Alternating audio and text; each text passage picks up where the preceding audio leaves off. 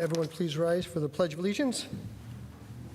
Pledge allegiance to the flag of the United States of America, to the republic for which it stands, one nation, under God, indivisible, with liberty and justice for all. Please remain standing for a moment of silent reflection for our servicemen and women throughout the world and for those who have passed away in our community, especially Jewel Festa.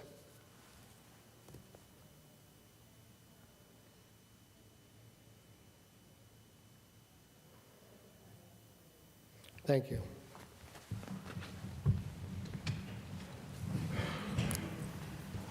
Roll call, please. Mr. King? Present. Mr. Schuster? Present.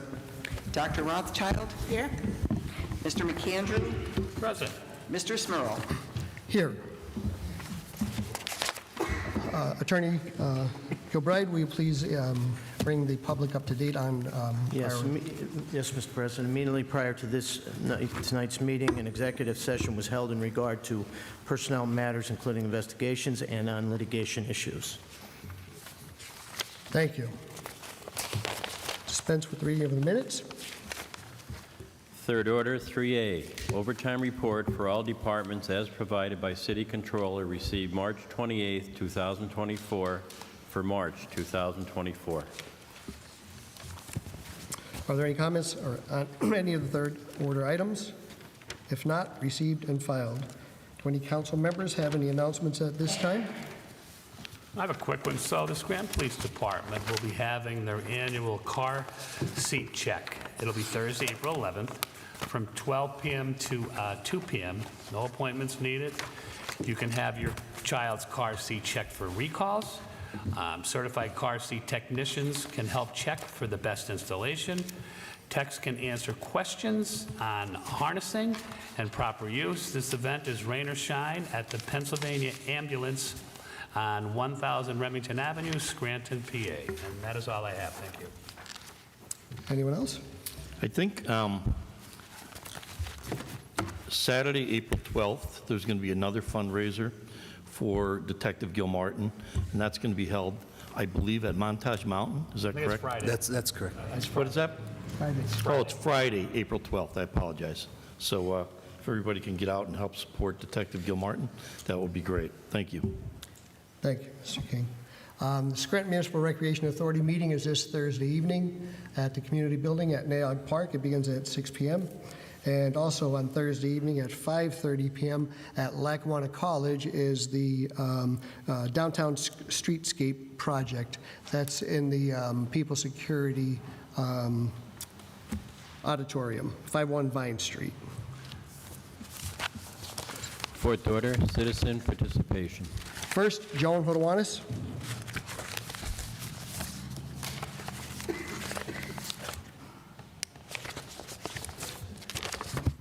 Joan Hodowanis, Scranton. First, a reminder about the solar eclipse on Monday, April 8th. If you would like to view it, you should go to the Scranton Public Library. They will have a large screen TV with a hookup from NASA, and they also have solar eclipse glasses. And the weather is predicted to be sunny, so it should be a good deal. If you want to go, call the library at 348-3000. Press 5 to get the reference librarian. Also, just a reminder that Library Express is closing to the public. The last day will be April 21st. Everything in the store is now 50% off, so you get several bargains. With regard to that public meeting at Lackawanna College on the streetscape for downtown Scranton. That's the old walkability study from last year. I encourage residents of the downtown to try to attend.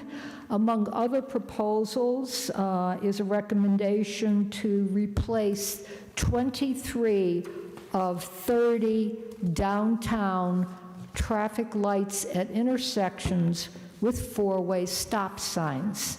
And one of the intersections is the corner of Linden and Wyoming where the cathedral is.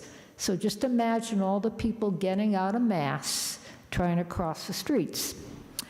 Also, they're proposing changing several of the currently one-way streets to two-way, including North Washington.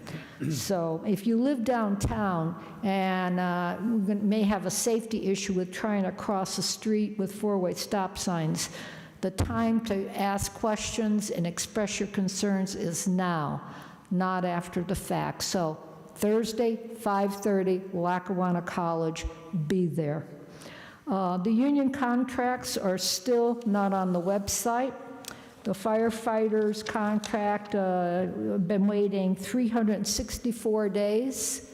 It will celebrate its one-year anniversary on Thursday. When you were always told 120 days to dot the i's and cross the t's, that never happened. This is a copy of the right to know request that I mailed in to the city's right to know officer today. I used to do it by electronic means, but they never answer me, so I thought I'd try the post office. You can't get into the building to deliver it in person because the right to know officer has no phone number.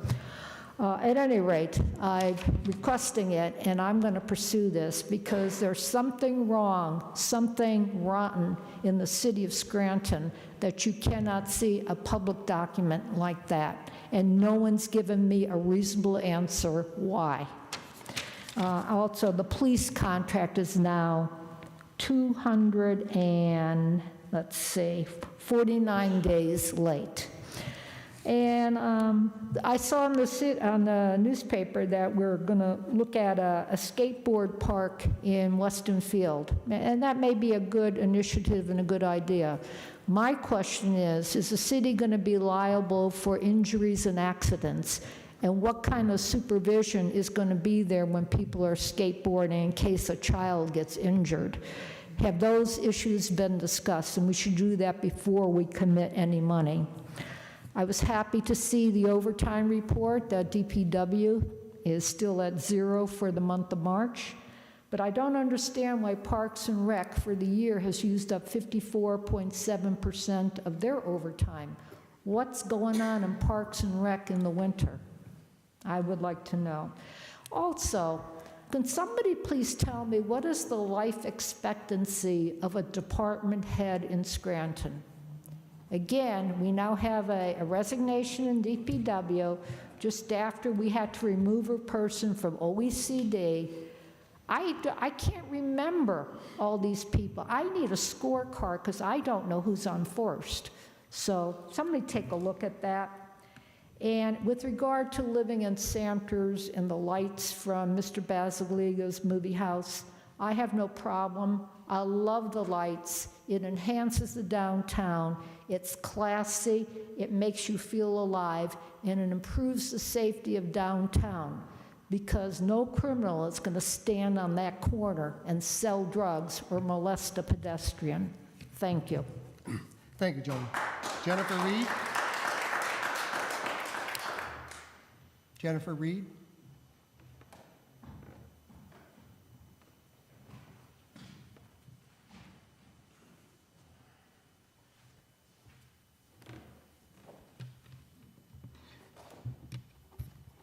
Hello, my name is Jennifer Reed, and I have been a Scranton citizen for the past 12 years. To say that I am disappointed in this city and some of its residents would be an understatement. People are being lied to, tricked, and cheered for something that is egregiously wrong. While I understand that term cleaning up the city sounds really pretty, I promise you that it is doing more harm than good. There are statements that have been made where people are unaware of the fact that they are not throwing out people's IDs, social security cards, birth certificates, and sentimental items. This is in fact happening. Not all camps that are being cleaned up, were abandoned. Being given a 24-hour notice to vacate will surely clear out a place, but it doesn't mean it was abandoned. It means that they were forcibly removed from an area. Not only is this happening right under our noses, but the people that are being displaced are not given an alternative place to go. They're basically being told to figure it out, just don't do it here. I had called the mayor's office on March 25th, 2024 at 3:23 p.m. and asked if they were aware of the cleanup that was being done, and the person that answered the phone said, "We are unaware of this situation. Someone will get back to you." They took my information, and lo and behold, they never reached back out. Yet they were quoted on March 23rd, just 2 days before. The city was made aware of a citizen-organized cleanup that occurred today, separate from today's cleanup. The city has worked with private property owners to help clean up trash accumulated at similar sites over the past 4 months. This is the same office that told me they didn't know.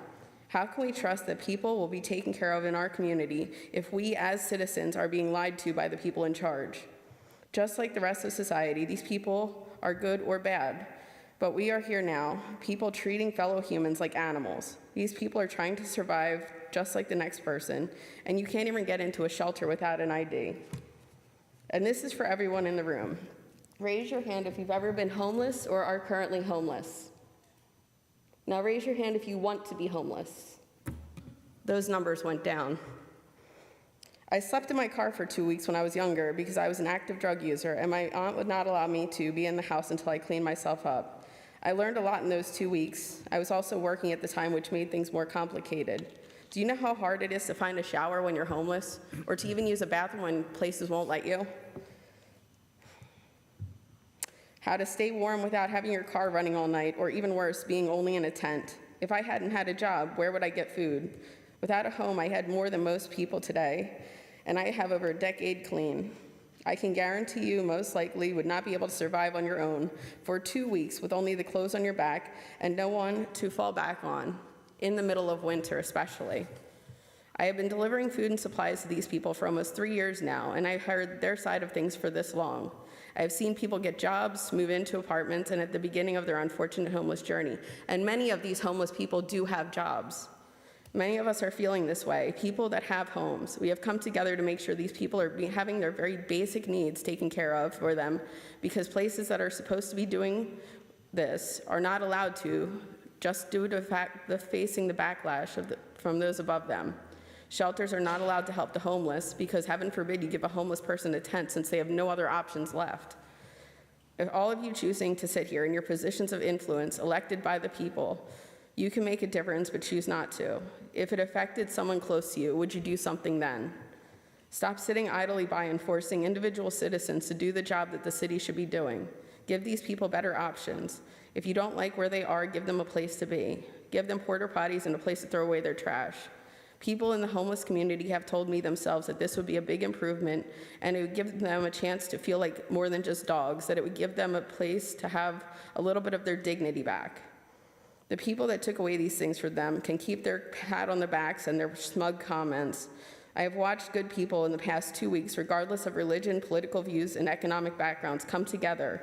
I know I am exhausted. I work 50 hours a week, and I raise a family, and I still make time to help these people. I hope that these words will keep you up at night, and I know that they won't matter to you as you're in your home having your dinner with your family, and it wasn't served to you in an aluminum tray, and you can cover yourselves in your warm blanket in your warm bed.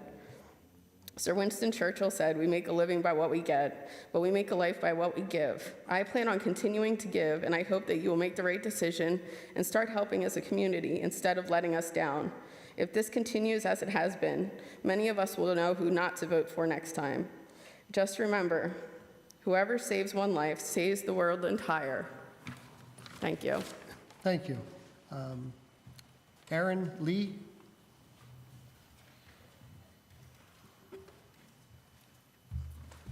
Good evening, everyone. My name is Aaron Lee. I'm a citizen of Scranton. Currently, at this present time, I am homeless. And Jennifer and all the other people that have provided help for us is really appreciated. A lot of things that we are actually going through is trying to find jobs. If we have not a warm place to sleep or take a shower, as which was said, these things is hard for us to accomplish, to set goals, to actually be able to be successful. Along with, we have to maintain our presence of being as one, to make sure that no one falls below what goals should be accomplished of, being successful, being straightforward to achieve your goal and also lead others that may need some push, some hope, anything that's possible. Jennifer, Patrick, all the other organizations that's actually out there that are helping and putting the time in, getting off of work, and actually doing a whole lot more than a lot others are, and stereotyping us. It's hard for us. Sometimes our heart is pumping very fast. Some of us get stressed. Some of us are depressed. Some of us have mental health problems. And it's kind of hard for us to voice our opinions or to go out to meetings or to ask for help without the proper resources that we are requesting for. Some of these things is just needed for us to actually move on so that we are not stereotyped, so that we all can come together as a city and be able to work things out.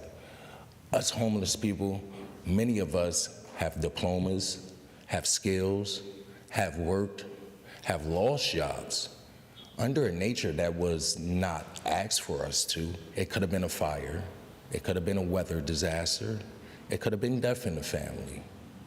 All these things count, and some of these things are just being overlooked. One thing I want is everyone to be equal.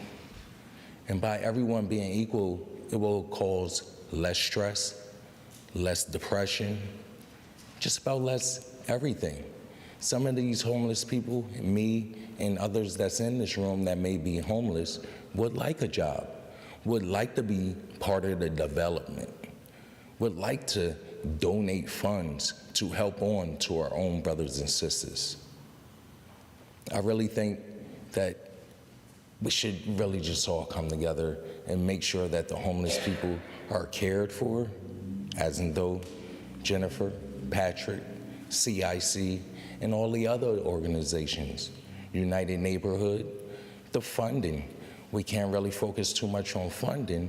If we can't focus on that, we have the homeless that's capable of doing these jobs.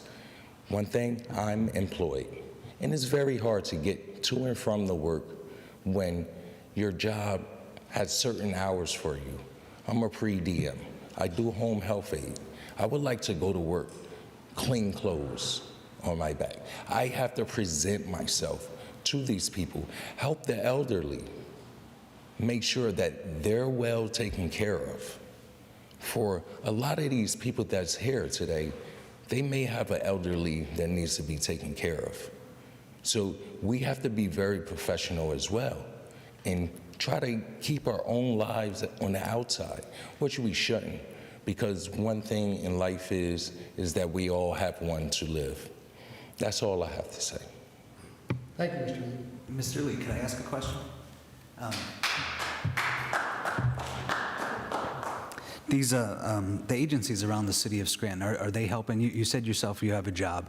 Are they helping others to gain employment and gain housing, things like that? Are they helping people to move up? How I explain, some of these people have mental issues, which is health issues, and it's kind of hard for them to explain. Some of these things come because of their medication that they're on. Sometimes they may need someone to speak for them, and we're just shut it out to the side, like our voice is not to be heard.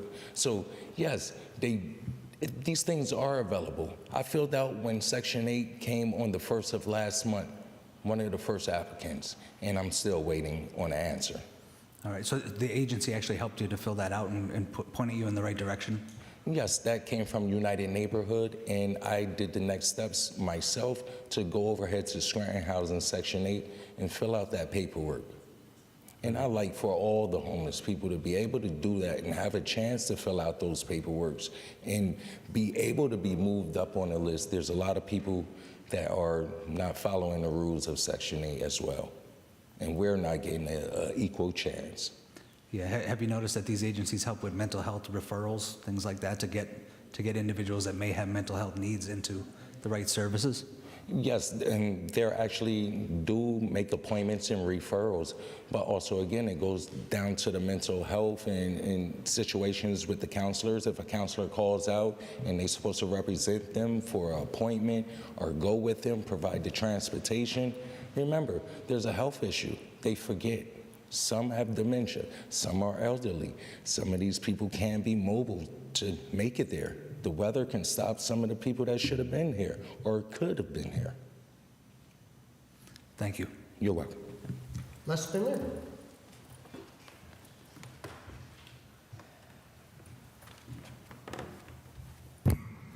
Good evening, Council. Les Spindler, city resident homeowner. Last week I talked about the garbage down by Redner's that was left when I guess the homeless were chased out of there. Was DPW informed about that?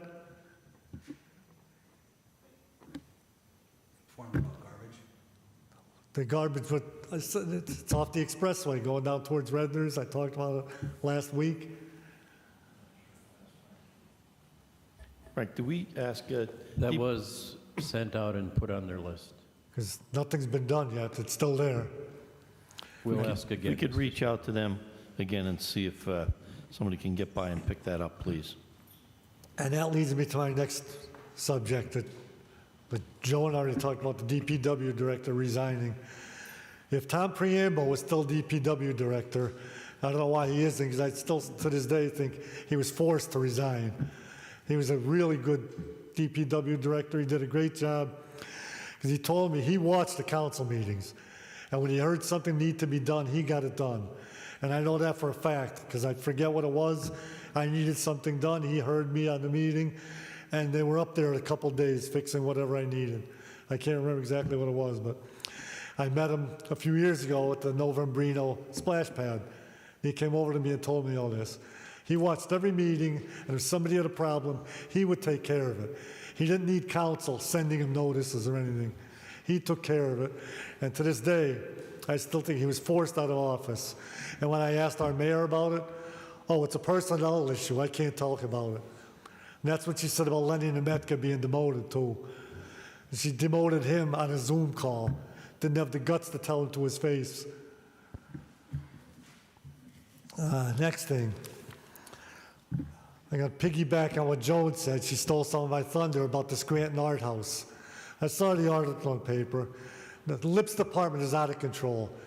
Here they're harassing a man that's trying to improve the city. Downtown Scranton's been a ghost town for years. This man, he's trying to do something. It's bright lights. It's the electric city. We should be proud that it's all lit up like that. These people that are complaining choose to live downtown. Downtowns are lit up. He shouldn't have to turn those lights out. Lips is out of control. And Mr. Basiliga said he'd even buy shades for the people if they can't sleep at night.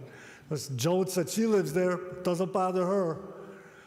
I said, this man, he's trying his best to help the city. He's remodeling the old Tinks building. It's going to be, I think, like a dance club and a restaurant. A dance club's going to be downstairs. People try to do good in this city, and this administration is trying to chase them out of town. It's ridiculous. I think the person that has to leave town is our mayor. And oh, that's right, I think she did. She's living in Clark Summit now. Oh, another thing with the city. Now we're suing our own zoning board. It's the most ridiculous thing I've ever heard of. Who we should be suing is Pennsylvania American Water. Article in the paper the other day about a gentleman from Dunmore, Mr. Buzelli, who used to fish in Roaring Brook all the time. And I read the whole story, and he said, you know, he can't fish there now because they're not stocking the Lackawanna River or Roaring Brook now. And the fish eggs that are there are covered by that sediment, and they're never going to hatch. So the Pennsylvania American Water is ruining the environment. They're killing our rivers, which were all cleaned up. And DEP gave them a slap on the wrist, where they just fined the landfill. They should be fining Pennsylvania American Water for ruining these streams and rivers in our community. And we should be suing them, Pennsylvania American Water, instead of our own zoning board, which the city appointed. Well, that's all I have tonight. Thank you for your time. Thank you. Norman Jeffries?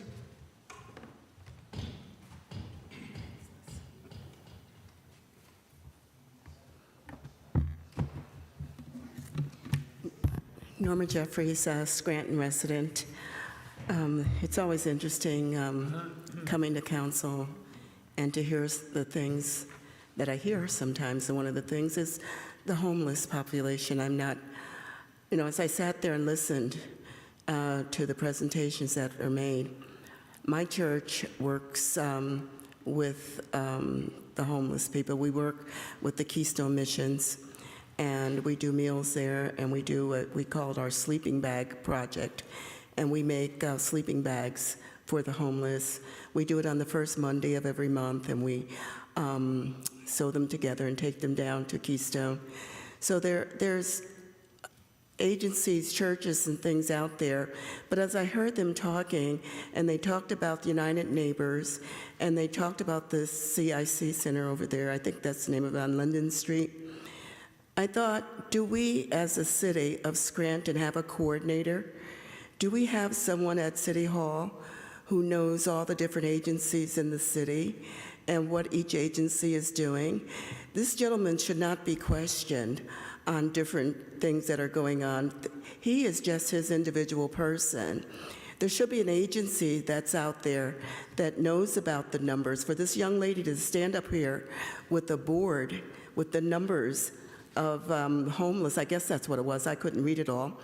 But do we have a coordinator that's a city representative and paid by the city that oversees and meets with all the different agencies in the city so that we know what's going on with the homeless population? I don't know. I just know what my church does for the homeless. And I think, I've read the budget. Maybe I should look in the budget and see if there's a line item in there for a homeless coordinator that could coordinate with all the cities and the churches in the city of Scranton. What I came to talk about, that took up 2 minutes of my time, but what I came to talk about tonight was Earth Day. Earth Day is April the 22nd, which is a Monday, and the Saturday before the 22nd, we will be having Earth Day cleanup up at Naog Park. I don't have all the specifics right now, but I will have it by next week. I know that last year, we had different agencies like the Girl Scouts, Boy Scouts, and things that they would come up, and Mr. King, you were there, and cleaned up, and other people probably came as well, Mr. Smurl. And so we're having that again, and I'll have more, all the particulars next week, and that we'll be meeting at Naog Park to clean up and to take care of that. And one of the things that I notice as we go through the park, that the leaves have not been picked up. And maybe, Mr. Schuster, you could find out something about the leaves and why they're still down, because we are at springtime now, and we'll start to have the music concerts on Sunday. So it would be nice if those leaves from the fall could be picked up. The next thing that I had that I wanted to talk about was the electronic billboard. And I know that you had mentioned that, and I think it was on Wyoming Avenue, there was one, and on Greenridge Street, and it told us when the trash was going to be picked up, what cycle we were in. And I know you were concerned about who was paying for that. I don't know if we ever got a readout as to what that was all about. If we did, I wasn't here. So if you could just give us an update on that. And then also the street signs. And Mr. McAndrew had mentioned something that I was also thinking the same thing, I sure hope you're not going to come 6 months from now and tell me that $330,000 was spent and we don't know where it went.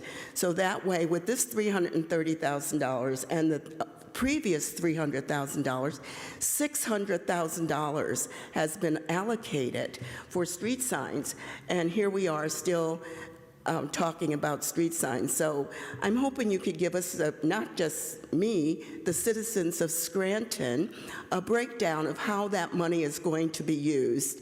And I know I spoke with you, and I thought maybe when it was put out for bid that it would list, how many of this and how many of that were going to be done. So hopefully you can let us all know how that money is going to be used. Norma, I can report some information up fifth since last week. I'm sorry, what was that? I can report out in fifth ward. There's Okay. some information I got. I didn't get a lot, but I got some for you. Okay. And then the last thing I wanted to say was that when Les was here, and he spoke about Mr. Preamble, that's his name, Mr. Preamble, and he was a great guy. When he was here and he heard me talking about street signs, he reached out to me and had me down, invited me down to the DPW on, I forget the name of the street down there. And as being new in Scranton, I didn't know exactly where it was and found my way there. And he was so gracious, and he showed me that database that they had there, which was huge, and showed me how the stop signs and the street signs and the different things that they keep track of there. Then he took me over to where they were making the signs and the pixelation that they use to make the signs so that they're not faded out by the sun. And it was just such a formal education for me. And it's just funny, nobody has ever invited me back again, but I guess I could go ring the doorbell and they'll let me in, I don't know. But that was a very big education for me, so thank you. Thank you, Norma. Ronnie Ullman?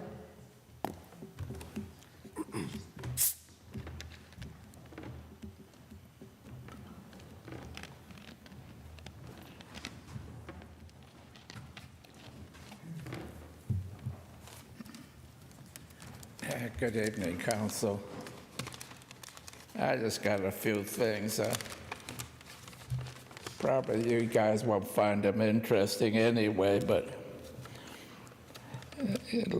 one thing I'd like to agree with Pat Clerk, which I've never in my whole life done, when he used the statement, when will the state finally do its job and stick up for taxpayers? Well, in our case, when will this mayor do her job and stick up for taxpayers? I don't expect much out of it. I don't know how many countless times I've stood before this and other councils complaining about the pathetic going on with the zoning board. They're responsible for much of the destruction of our tax base, our neighborhoods, and the worth of the city. I think these examples that I've given about my own neighborhood full of a half dozen illegal boarding houses that they made from single family to apartments and full of people. You can't use the sidewalks no more. Nobody seems to care. Not one thing has been done. I told you 2 weeks ago, little kids are in the street on the 2100 block, North Main, because there's cars completely blocking the sidewalk and there's hedges and so forth. Nobody cares. And another thing,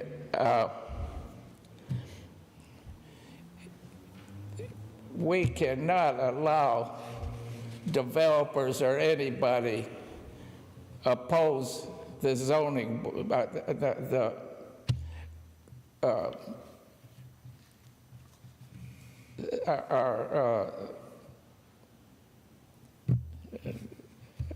I forgot what I was saying.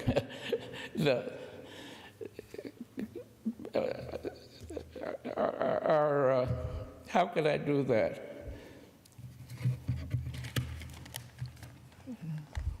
Never happened to me before.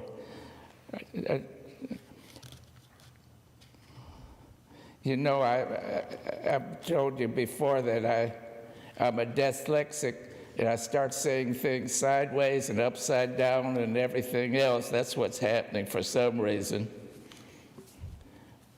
Our code enforcement's what I was thinking. None of these people, these developers, are no more than like the parasites, Geisingers and Lackawanna College. They're no better, but they cannot be allowed to dictate their terms and go against the code enforcement. And as far as the article in the paper about a lawsuit, the code enforcement should overrule any kind of ads in the paper because it was there. It's history for us. You know, people put up signs, they're not responsible for your hat and coat, but they are. The city is responsible up to a certain point. Then that developer cannot be allowed to go against our city codes. It'll start a precedent that's terrible. We can't cave into their demands anymore. Enough's enough of them.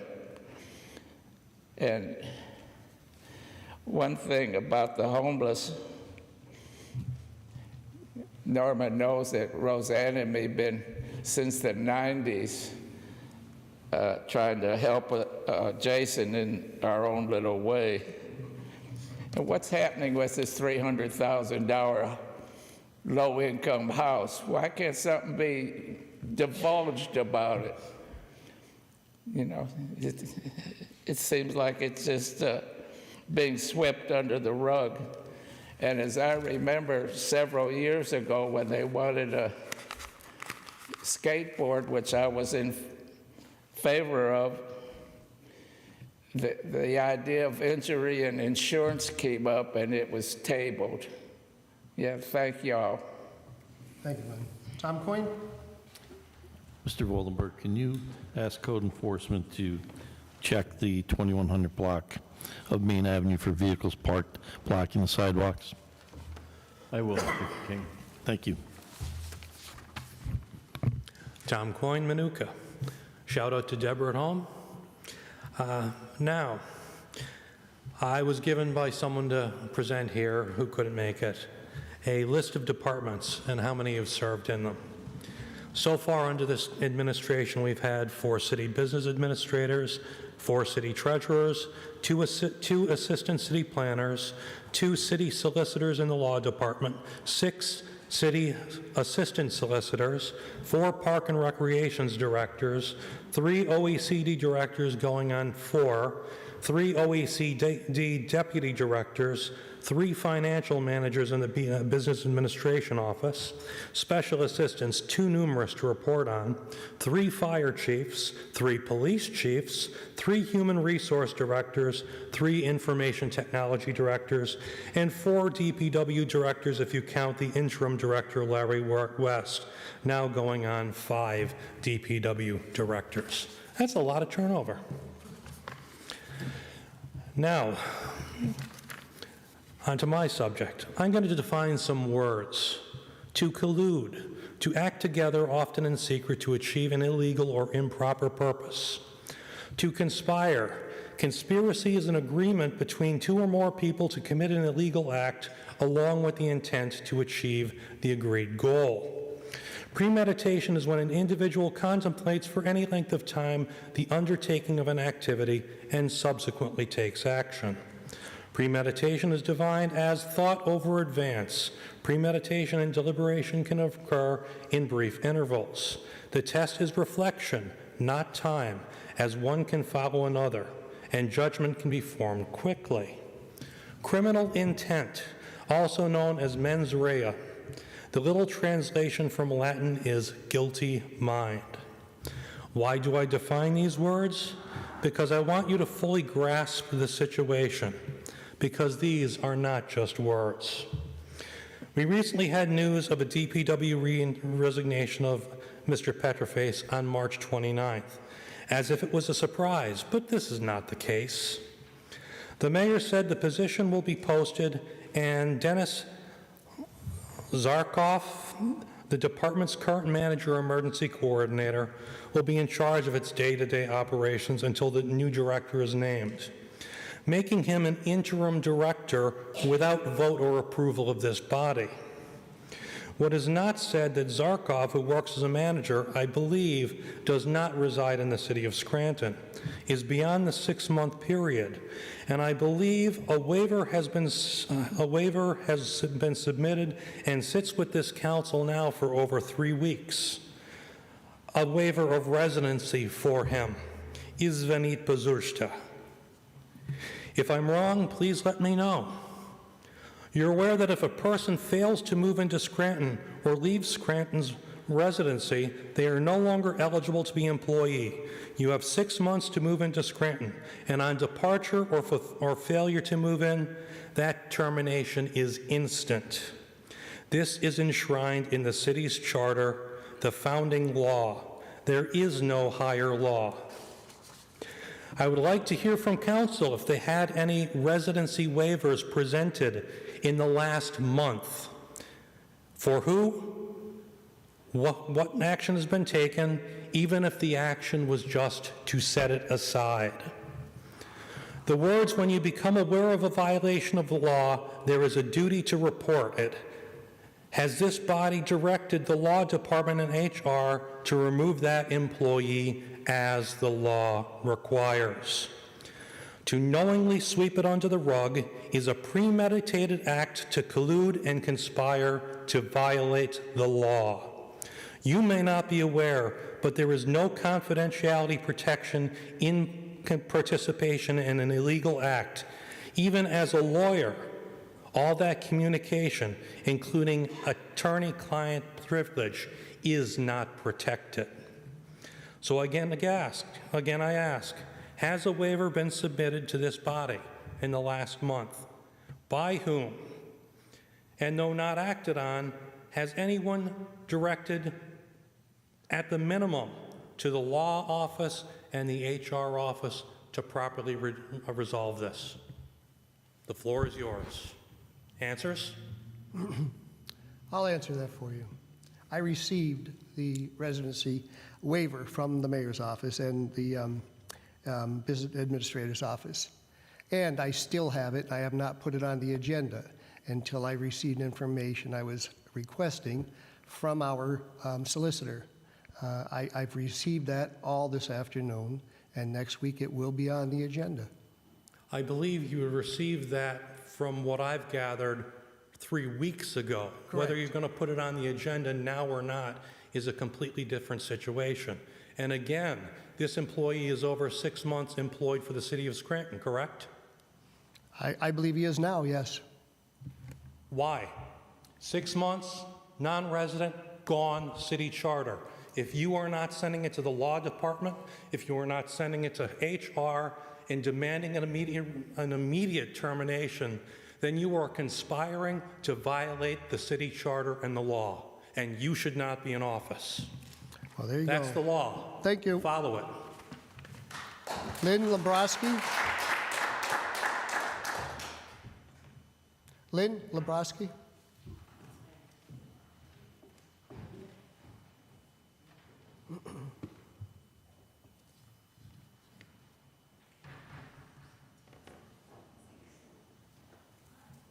Good evening, Council. Lynn Lebrowski, lifelong resident, homeowner, business owner, fed-up taxpayer. I hope you all had a blessed Easter. I know I did. That being said, I'll get right to it. It's extremely difficult for any one person to get up here and come to this podium, and which should be a platform for Scranton residents to pose their questions and concerns to Council. I believe the Council members are supposed to take those concerns back to our elected mayor and work in conjunction with one another to get these questions answered and concerns addressed, as well as legislate for the people whom you were elected by. If I'm wrong, please kindly correct me in fifth order. Unfortunately, without a doubt, there are way too many issues in this city to beat the 5-minute counter clock, even if 100 people showed up tonight. Time is precious, and it's promised to no one. Yet, week after week, many dedicated residents take the time out of their busy schedules to come to this podium and ask the same educated questions, but the answers just never come. So, I'd like to take a minute to talk about some of these fine folks behind me, and I hope they're not upset that I'm doing this. But I call them the diehards. So, by now, I think Joan and Marie should actually be on your city hall, payroll, because I'm sure it takes a lot of time and effort for them to look into all these budgets and audits and contracts, which seem to never come. And Norma, God bless her heart, she always comes with good news, but she just can't seem to get around town. Can we please get this lady some street signs? Oh, please. Les, my friend, he's been asking for a sidewalk to be fixed for 2.5 years. We have volunteers. Can we just cut the red tape and fix the sidewalk? Okay. And then we have Mr. Little, who stands here week after week begging for help, but I don't know if we could maybe find this elderly gentleman a home. So I'm just not, I mean, the issues are redundant, and I'm not comprehending. There's a lack of common sense in our local government, but I won't stand here tonight and point fingers. I believe we have some really good people on council and in City Hall, and they're trying to do what makes sense, but it cannot be easy to fight the machine. But I say this, we the people, a phrase that appears in the preamble of our United States Constitution. It emphasizes that the idea that the Constitution is the result of the collective will of the people, rather than the creation of a monarch or a ruling class. This phrase represents the foundation of American democracy and the idea that the power of government should derive from the will of the people, and certainly not the royal we. We the people deserve better, and that should include every resident regardless of their race, religion, or political affiliation. We the people need to stand up and come together in a nonpartisan way because we can. Scranton residents deserve better than what is being provided, better than high taxes and potholes, better than being locked out of City Hall, better than waiting 4 years on a call from the mayor that never comes, better than being snubbed when you use the trigger word like corruption, better than the mayor that puts bureaucracy before safety, better than a city that sues itself, better than leaving the good people of this electric city in the dark, and the list goes on. So I think we all need to come together and work together as it should be. I have met some really terrific people in the last several weeks, and it seems to me that most of us common folk are all on the same page, but the organization and leadership in the city is lacking. So I just want to go off the cuff now and just ask where the common sense is when there's a gaping hole in the middle of a road where children walk to school every day, but we got to cut through red tape. We can't just put some dirt in the hole or put a piece of plywood over it. Nobody could ever get an answer from the top person in our city government. So there's just all these concerns. A nice gentleman used to clean up the viaduct every year. He can't do it anymore. He has cancer.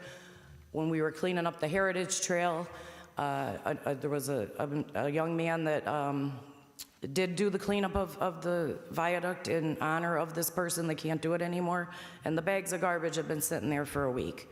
Nobody will pick them up. So it's just a sad day in this city when we just can't use our God-given sense to make some good decisions.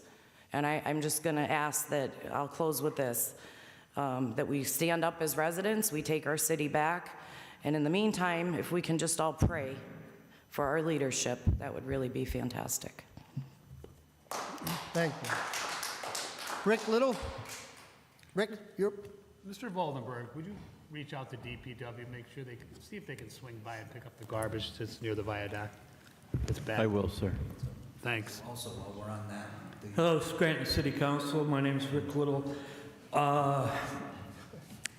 Continuing from last week on my odyssey of homelessness in Scranton, last night I was walking around in front of the city market, and there's all these cars, and one of the homeless shelters, a specialized homeless shelter on Adams Avenue, there's 2 of them. They call them halfway houses. People that get out of jail, they put them in there. At some point in time, somebody made laws, you know, like we're caregivers. Probably was Josh Shapiro, I guess, because his picture is on there. But all these homeless shelters, they're really just 501(c)(3)s like everything else, like Scranton Housing Authority. I also saw the same night, you know, a guy being led into St. Anthony's Shelter, which is on Olive Street. And it gets very confusing because it's in the same building as the St. James Manor, and it's the same building. In the back of that same building is another homeless shelter for people that halfway house got out of jail. I tend to think that might be the woman's one because I see all these women, but there's hundreds of beds there, and plus in the front of the building they have the refugee thing. And I always see that truck with double N,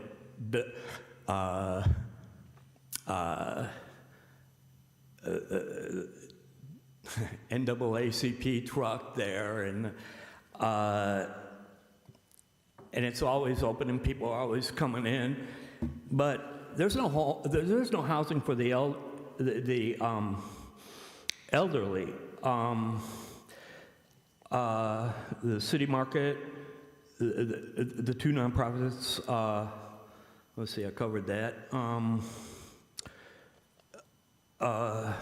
The one for the citizens of Lackawanna County is only for 20 Lackawanna citizens. Yet there's, hundreds of people being served on this higher thing. Scranton has to take back its property. I don't know what this, final reading. I'm glad to see Scranton from the Pennsylvania Department of Transportation, because I just see over the last 100 years, things being taken away from Scranton. Scranton Housing Authority, as I said last week, I went and got the deed down there. There's no records. All along, there's no records of how many evictions, especially in the magistrate court. And it goes back to like 1996. And all these evictions are based on violations of the lease.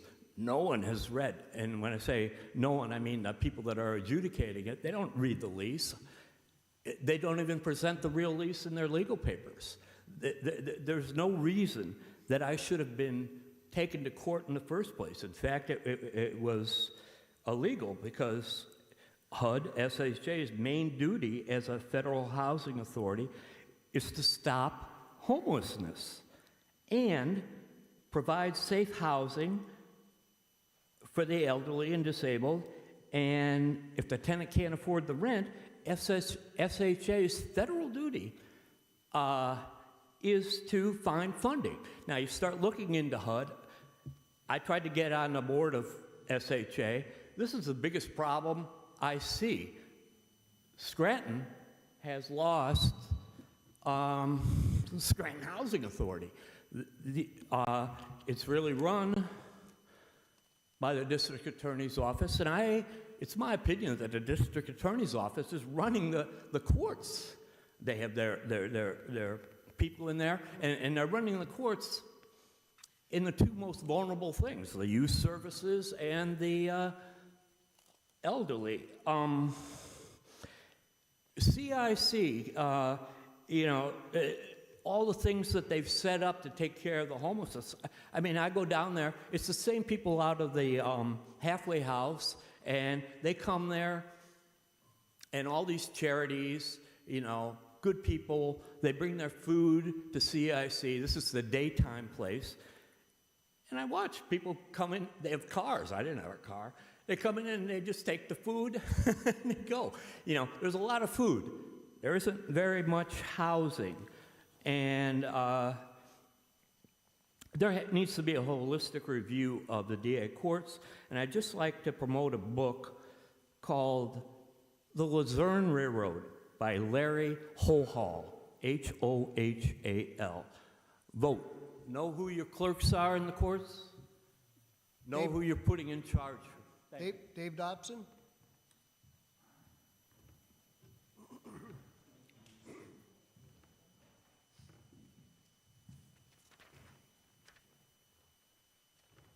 Good evening, Council. David Dobson, resident. Okay, I'm going to review the actions of the past three mayors. After Mayor Connors, we got Mr. Doherty. And one of the incidents, we had a homeless advocate here talking about how they showed up along the trail to be the river trail and tossed everybody's belongings into the river, along with the current police chief. So, we have a long history here of not treating people right, and certainly wallets and papers should never be thrown away. Now, last week, I got home from an errand, and these people were on my front porch. SFE Energy. Now, the missus declined these people to sell us cheaper electricity. Well, the letter reads, has sent a request to your local utility to remove SFE energy programs from your account. They didn't even discuss gas, and gas is listed here, UGI utilities. And my attitude of these companies and the deregulation of the electric is that they have more copper in their telephone than they do at getting electricity to my front door. So don't bother me. And out there in TV land, you better pay attention. Don't even talk to these people. They come on your land, tell them, get the hell out of here. I hope I won't get a reinstatement bill from PPL. And we do need a kinder, more gentler home inspection and quality of life. If you have a pretty egregious violation, if you own a workplace, you don't get an initial fine if OSHA comes in. And they only come in on complaint now. They don't come in because somebody up the street thinks they should or whatever. That doesn't work there. And there's no initial fine. There also is an initial conference. So what I'd recommend is that I don't want to kick people around or beat up on them either, but they're our employees, and we should tell them to behave as such and how we want them to behave. Here's another issue. Pre-denial for leachate permit jeopardizes plans. Well, I spoke on this last week. I do not trust the landfill to do anything competently, everything imaginable. When I worked in garages and dealerships, those oil filters went into a barrel. You know, all kinds of nasties, and it went to the landfill. There was a battery company, recycler, lead operation. Those battery casings went to the landfill. And they're all sitting there rotting away, and they'll eventually be in our water flowing over the falls. So please, go at them like a Rottweiler that you stole a bone off of. You know, and that's all there is to it. And the streetscape business came up again tonight. I resent anybody that's 501c3s or C4s sticking their nose into any facet of my life. 2 colleges in this town are pushing this. I don't know what they want. Do they want to empty out the downtown some more so they can buy it all up? What do they want? You know, and the other ones, I mean, I have nothing against somebody who wants to religion or go worship. I don't have to kneel on glass and say the rosary to go sleep in the same bed with my wife. You know, excuse me. There's a lot of stuff going on in this country. It's making me very angry. You know, a couple months in jail over one of those stupid laws that they come up with, and then that's what happens. Thank you. Have a good night. That is all for the sign-in sheet. Anyone else wish to address council?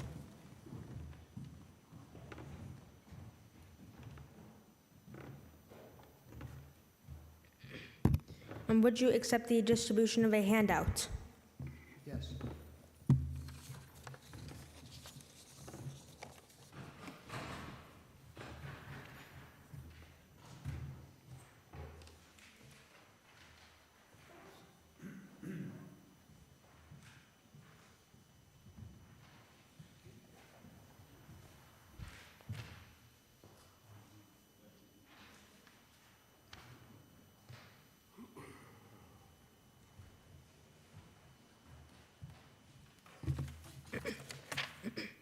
To begin, I would like to thank the City Council and the states for finally getting the reflectors and the thing on the formerly Spruce Biden Street painted, the barrier.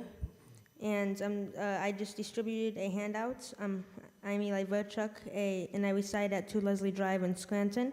I provided you each with a handout from the Times Tribune from March 28, 2024, regarding the Art House movie theater, which I urge you to review in conjunction with my remarks today.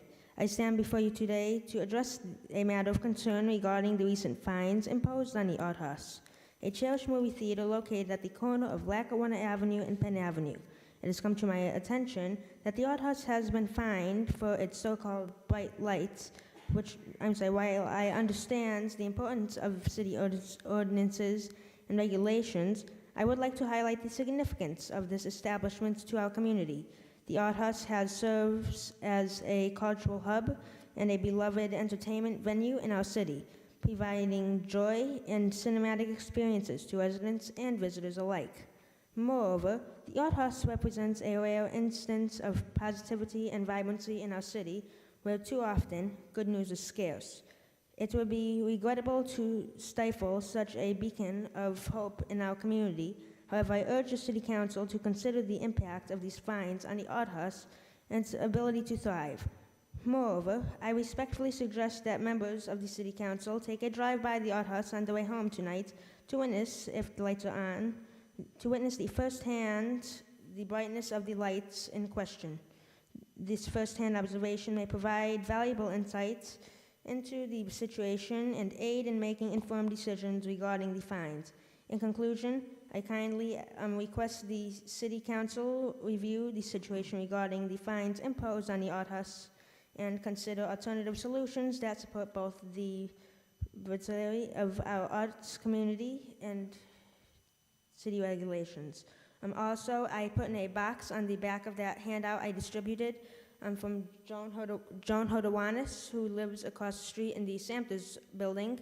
And she stated in that box that she does not seem to have an issue with the lights, and in my opinion, it would also help reduce crime. And that's all I have to say tonight. Thank you. Thank you.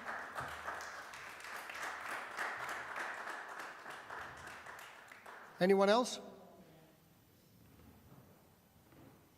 No one?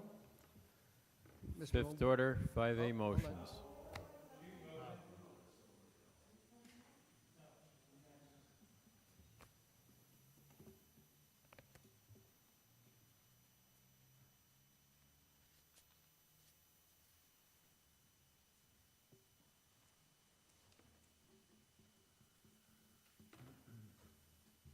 Marie Schumacher's city resident and homeowner on the East Mountain. First of all, has anybody gone to see the way the stormwater is being handled at the University of Scranton's latest building? I think it was indicated that there's certain requirements that University of Scranton needs to follow in terms of zoning and city planning, and a lot of that relates to stormwater as well. So before they can proceed with any of that construction, I believe that they need to be able to pass all those inspections. It would be nice to know how they're doing it. Now, does the DPW keep any kind of statistics that you know of?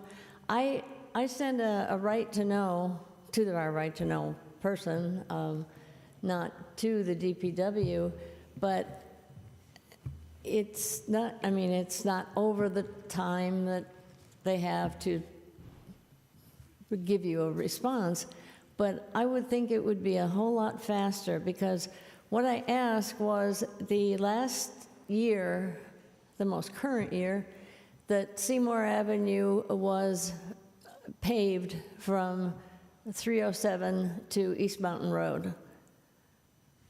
And to me, that would take, you know, a phone call to DPW or whoever does that kind of stuff and be able to give an answer to that. But there is no answer yet. Probably get a 30-day to have to get a response, and it probably won't be done. So it just leads me to ask, what, you know, do they, whenever they do a road, do they have a log of what they've done on that road? I don't know what their documentation system is for any of that. I've never looked into that. It might be good to do that, I think. You know. Mr. Voldenberg, can we look into see Do we- if DPW does know the answer as to the last time that Seymour Ave was paved? I'll ask that question. And And I'll also can we look into a also log. find out if there's a documentation, some type of system that records, you know, when streets are paved and documented and cataloged so that it can be referenced back? Excuse me. Thank you. I will, Mr. King. And that leads me to another thing, because in the last budget, you did away with the pave cut person. Are you planning to put that back into the employment area next year? I don't, are you saying they eliminated it from the? Pave cut, we had a pave cut. Inspector? Yeah. Yes. Okay. I don't believe that was eliminated. Yeah, it was. Okay. Okay. And then my young friend, I would just like to, again, you know, this, which was just incredible. When I went out on the porch and got this paper in, I couldn't believe it. We've been watching that thing get those lights and all the work that was put into it. And then, you know, here's Mr. Basiliga, and he's trying to do something good for the city. And what does he get? A ticket from the city. I just think that's terrible. And I think he deserves well, maybe not from the administration, but it would be nice if you guys went on his side and thanked him for what he is doing downtown. Oops, down the back alley, I think that's his again, too, is it not? All the work that's being done at the end of the court? Dick's Court, yes, that's his building too. Yeah. Thank you, Marie. Okay, thank you.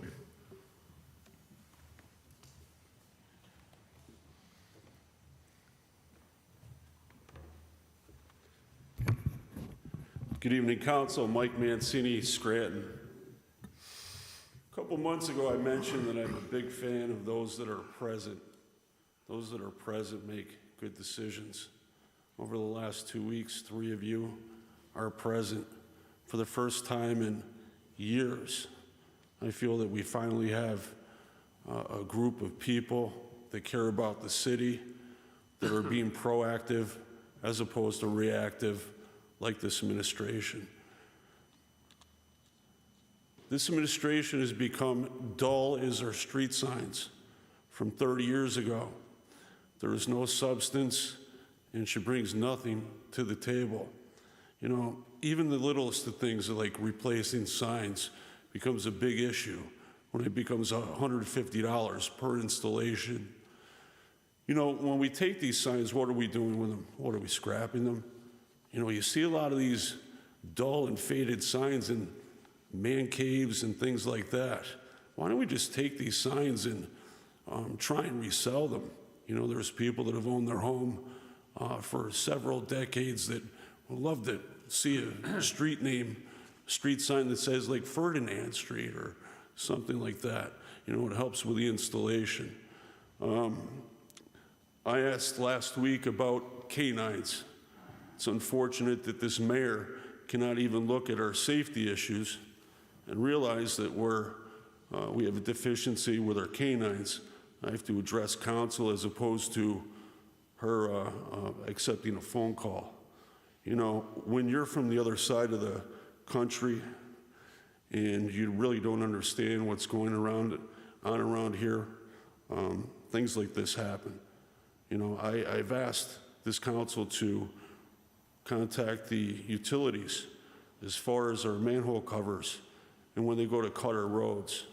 We have these ordinances in place.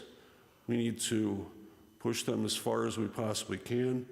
We need to make the utilities companies aware because, you know, when DPW works hard to fix these roads, they're also seeing these cuts that have been there for a while, a reminder of several water main breaks, like up on West Linden Street, 2 of them.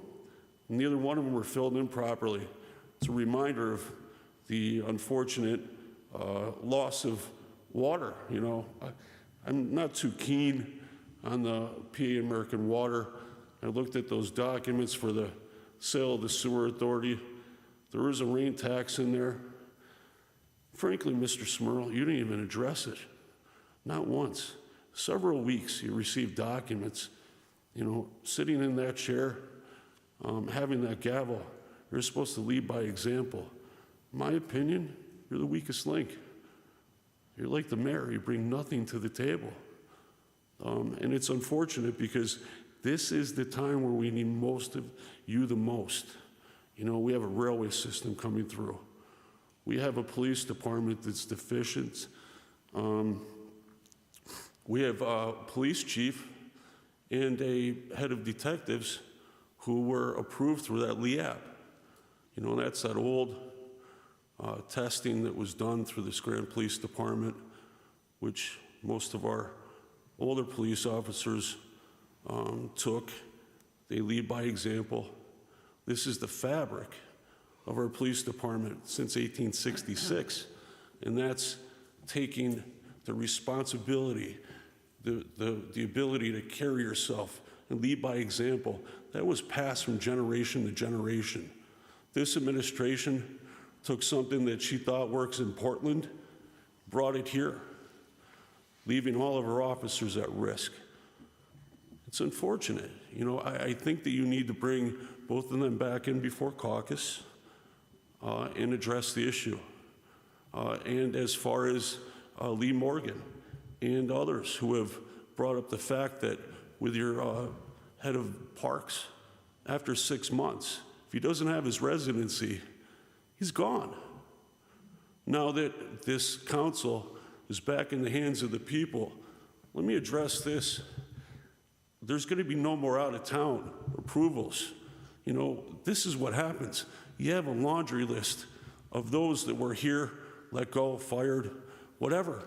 That's because we allow them to come in from out of town. It's the who of who you don't know. You know, we're only as good as we surround ourselves with, and come next May 20th, which is my son's birthday, we're going to have a new mayor. I assure you of that. Thank you, Mr. Mancini. Have a good evening, all. Is there anyone else? Fifth order, 5A motions.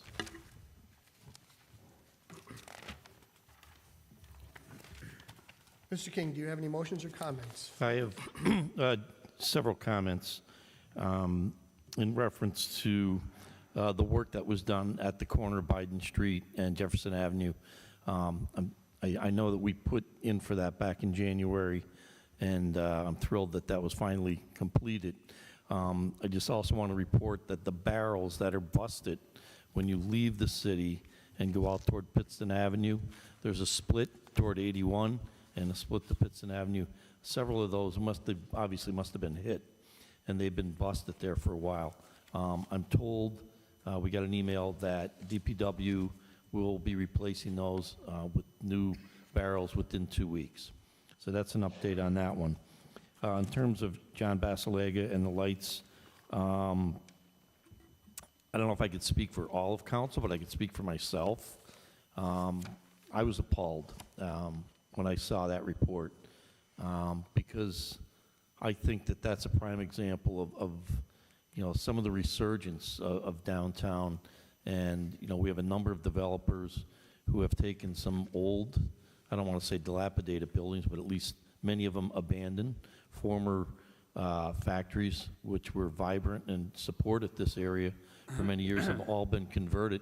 I remember going to Samter's as a young child, getting a new suit. That building is now, Commonwealth Coffee on the first floor, and there's beautiful apartments up on the second, third, fourth floors. So I applaud Mr. Basilega for what he's trying to do to improve our downtown, along with the former Tinks building and many of the other developers, Casey and Adam Donahue and Mr. Mamano and Art Russo and Charlie Jefferson. There's many others who are revitalizing our downtown. So I support Mr. Basilega in that, and I believe that when cooler heads prevail, that you can arrive at compromises and settle these things without having to end up with code violations and things like that. So, and I believe that is going to be resolved. So I do support that beautiful new lighting there on the corner of Penn and Lackawanna Avenue. As far as the canines are concerned, I know we put that request in. We did get a response from the mayor. It's not necessarily the full response that we were looking for. 3 additional canines on top of the 3 that already exist, if I recall. That was the ask. The response on March 27th was, we currently have 3 dogs, 2 narcotics detection and 1 explosive detection dog. All are trained in tracking and apprehension. One of our dogs will be retiring soon, so planning ahead, Chief Carroll presented the need for funding to council during budget hearing. Council approved the funding. The next canine handler is in the process of selecting a dog and training a training vendor. He should be training by fall and have the dog in service by the end of the year. It still doesn't address the fact that we're looking to possibly add additional dogs. So I think when we get into budget discussions, that'll be something that we'll have to bring up during those discussions. And fourth, I had asked for a list of all of the paving that's going to occur. I know I just got a list when I arrived here this evening. I know that there was at least 1 or maybe 2 mistakes on there, but I'm going to read to you real quickly of the roads that are scheduled to be paved this summer.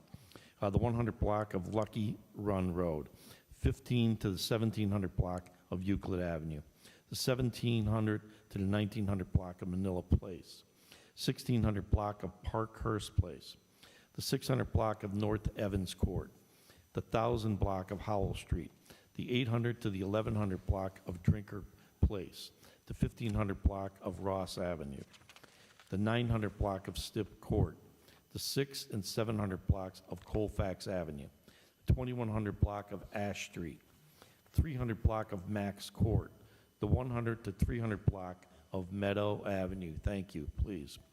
The 400 to 500 block of Factory Place, the 1800 and 1900 blocks of Kirst Court, the 100 block of Nickel Street, the 2600 to 2800 block of Murphy Court, the 2800 to 2900 block of Ham Court, Naog Avenue and the 1400 blocks of Mylert and Albright Avenues, the 500 to the 1000 block of Hemlock Street, the 2300 to the 2800 block of Stafford Avenue, the 200 block of Jefferson Avenue, the 1900 block of Mulberry Street, Naog Road from Arthur Avenue to Mulberry Street. They have a list of some alternatives, which include the 400 to 500 block of Lackawanna Avenue, the 2200 block of Prospect Avenue, 22 and 2300 block of South Webster Avenue, and the 700 to the 1100 block of Saginaw Street, I'm guessing these alternatives are based on how the pricing comes in to get all these other projects done. And there may be a few mistakes or changes in there. So I would think if some of the ones that were mistakes or already done or listed, that these would be the next ones in line, at least for this spring and summer. That's all I have. Thank you. Thank you, Mr. King. Mr. Schuster, do you have any motions or comments? Yes, I have a few. I'm going to go off some of what Mr. King said. This Friday, I did get out to the Art House Theater. So I will say I was sad to see the article in the paper on Thursday because my wife and my son had planned to go see Ghostbusters on Friday, and that plan was in the works for a week. So when this article came out the day before, it was a shame that I had to see it. I do support any developer that's improving our city, and this is an improvement to our city. I did get to the opening of the Forest Street Tavern, which was in my neighborhood where I grew up, and I think it's been an improvement to that neighborhood as well. I'm going to go through a couple things here. I hope I could get them all.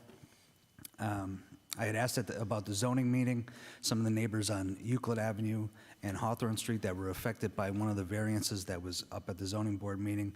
At the meeting, the zoning officer said that letters were sent out to the residents. I did not know of any of those residents that received letters, but I got an answer back because last week I asked, how did the department notify the neighbors there? It says 5 letters were mailed to neighbors near the property in question, and 3 signs were posted. As required, the zoning hearing board put a notice in the advertisement section of the newspaper. I did see that notice in the advertisement section of the newspaper. I still did not get verification that letters had gone out. Several times the public and council has asked for updates on the Sorrenti Center, and the administration has received our request to get a caucus on the updated Sorrenti Center, and they're going to get a possible date, but it has yet to be determined. Looking back, I have an answer for Norma on the recycling billboards that were up in the city. So I did ask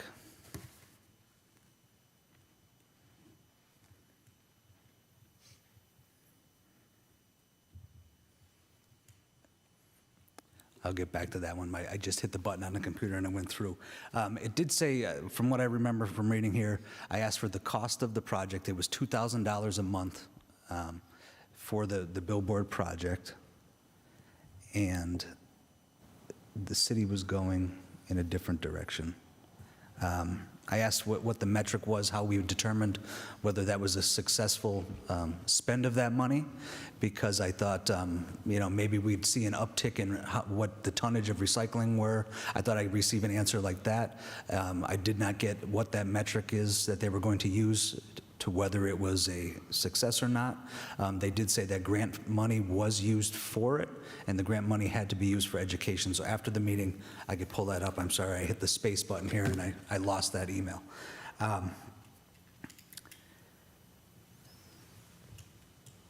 Frank, there are 2 signs down that I got calls in the last 2 days. There's a sign down on the corner of Lafayette and Caroline Street in West Scranton. It's on the ground on Lafayette Street. I did send that over to DPW, but if you could follow up on that. And then I was just told that there's also a sign down on the corner of Bundy and Return Ave. I'll take care of them both, sir. Right, thank you. Mr. King read off a list of streets to be paved, and there are also some streets that the water company is going to pave, so I could read them off as well. Rundle Street from Main to the dead end, Watson Street from Main Ave to the dead end, South Grant Street from Jackson to Washburn, North Grant Ave, Price to Jackson, Washburn Street, High Park to Sherman, South Sherman Ave, Price to Washburn, South Sherman Ave, Washburn to Luzerne, Morris Ave, Washburn to Jackson, Prescott Ave, Ash to William, East Gibson Street, Harris to Richter, Snook and Elmhurst, Conroy to Linwood, Penn Ave, Spruce to Mulberry, Maple Street, Meadow to Webster, Cherry Street, Pittston to Prospect, Brook Street, Pittston to Prospect, East Locust Street, Pittston to Prospect, Prospect Street, Fig to Beach, Willow from Pittston to Bergen, Alder Street, Cedar to Bergen, and Pittston Ave, Sanders Street will also be paved. That's all for now, Mr. Smurl. If you could allow me to go back, if I find this email, I can get those answers. Sure. Thank you. Thank you, Mr. Schuster. Dr. Rothchild, do you have any motions or comments? Yes, I do. First off, just want to say just my apologies for some of my absences lately. I was dealing with an illness for a while and then also gave birth on the 21st to a beautiful baby boy named Callum. So I'm happy to be back here, but also really happy to have brought our boy home to complete our family. There was a property that I've been asking about for a while that we did receive an additional update on. I know there are neighbors within the Southside neighborhood that had brought it up at a meeting recently. That's the rear of 621 Alder Street. And for that property, there's been a holdup with the magistrate's office, and that's kind of where the issue lies and the response that we received from the city about that. So apparently they never received a plea from the address that that it was sent to, and so there's going to be a warrant put out for the property owner to be able to bring them to court for the issues with that property. And so the city's basically saying we don't have much control over what happens once it gets to the court system, which has been part of the issue with a number of properties in the past, not just this one. But hopefully they will get a court date and try to bring the issues to light and get them resolved at this property. And there was another property that I've brought up a lot in the past too, which is at 429 Prescott Avenue, and they had a fire a couple of years ago now, and I thought that they were supposed to be, that it was going to maybe be placed on the demolition list because the property owner said they were going to renovate the property and then never did, but I didn't see it on the demolition list that I had received a few weeks back. So, Mr. Voldenberg, if you'd be able to check on the status of that property and what's going on there. I will, Dr. Rothchild. It's condemned, but not on the demolition list as yet. Right. Okay. Yeah, and I think that's all that I have for tonight. Thank you. Thank you, Dr. Rothschild. You want to go through that? Excuse me. So, Norma, when it comes to the recycling billboard program, the billboard program costs $2,000 a month. I asked which line item they were coming from. The recycling education is paid for by the Department of Environmental Program 904 grant, so it wasn't coming out of the city budget. The metric being used to determine the program, whether it was a success, it said education is a requirement of the program, so it was just saying that the money had to be used for recycling education. Will the city continue the billboard program? The city has canceled the contract for the billboards and is working on developing a new strategy for recycling education moving forward. There was also a question about recycling bins, so I could put that out there as well. The city provides blue commingled bins and red cardboard and paper bins to residents. To retrieve bins, residents should visit 101 West Poplar Street in Scranton, 18509, or City Hall pop-up events, and they could get blue commingled or red recycling containers at those events. They also said that the Christmas tree program occurred in 2023 to recycle the Christmas trees, and also in January of 2024. Thanks. Thanks, Thank you, Mr. Mr. Schuster. Mr. McAndrew, do you have any motions or comments? Yeah, I got a couple. So when I read the article about the Art House marquee being too bright and for the city to say, dim it during the day and shut it off at night, I was appalled. This gentleman has done more for the city than most people. He makes an investment in the city, and we should be, and to say this might be a nuisance. We bring up nuisance properties for 3 years in a row, and they're not addressed. But this is going to be referred to as a nuisance to some people because of the lights. This is the Electric City. I think it's no secret. Everybody knows that.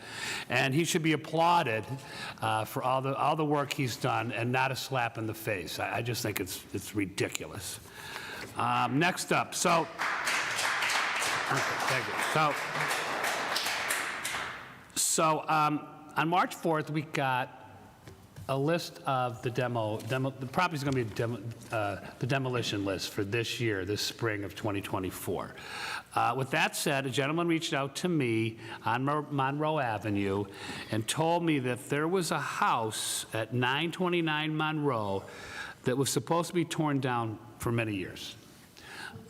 So could we please inquire about that house, Mr. Voldenberg? I will, Maybe sir. there's an asbestos inspection we're not aware of, or maybe it fell off the radar, but can we take a look at that or have them and I will, sir. report back to us? Thank you. All right, so for the past 2 weeks, I brought up the ANZ Hotel, formerly it was the Sheridan Inn up on Meadow Avenue. A lot of suspicious behavior. There's a lot going on, a lot of criminal activity. And I asked and inquired to make sure that since the property changed owners, was everything up to code? You know, were the inspections done? Were fire inspections done? Was the health inspections done? And we were told yes. But then after that, I said, you know, could you please clarify if this is considered a nuisance property? Because in the addition to the amount of police calls and arrests related to the violation of the nuisance section of the rental or other city ordinances.